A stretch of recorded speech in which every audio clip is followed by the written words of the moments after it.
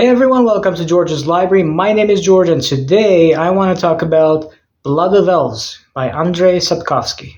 Based on international chronology, this is the third book in the Witcher series. Its format is different from the previous two books, The Last Wish and Sword of Destiny, the previous ones being, as you know by now, short story collections. Just because they're not novels, that doesn't mean they're not necessary. They are all part of the canon.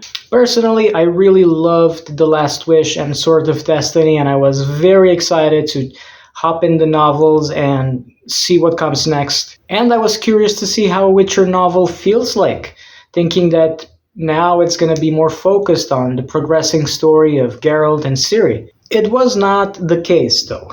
I enjoyed Blood of Elves, but I found the pace a little tough to keep up with. It was too languorous and rambling at times. I preferred the shorter Witcher stories because, although progressing the main story in an episodic, plotchy way, they each featured a self-contained story that was more focused. It was tighter, more exciting, and introduced a great number of amusing characters and situations. And you kind of feel this missing in this book, but I repeat, I enjoyed it a lot. Just not quite as much as the previous two.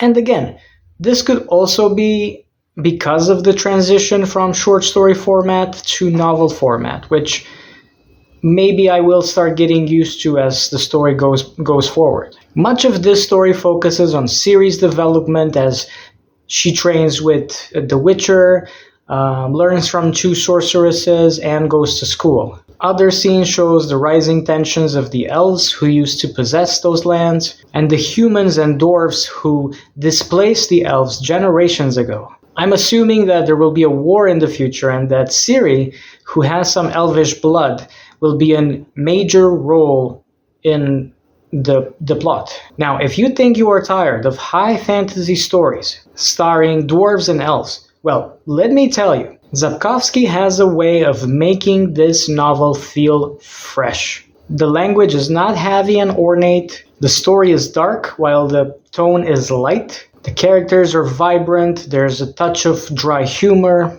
and there's a lingering feeling that Sapkowski is being slightly irreverent to the genre.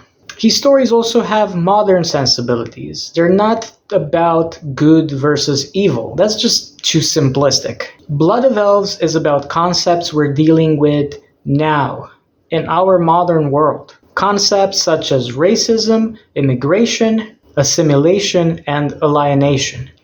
Okay, thank you for listening. This is all I have to say about Blood of Elves for now. Until next time, I hope you will stay safe.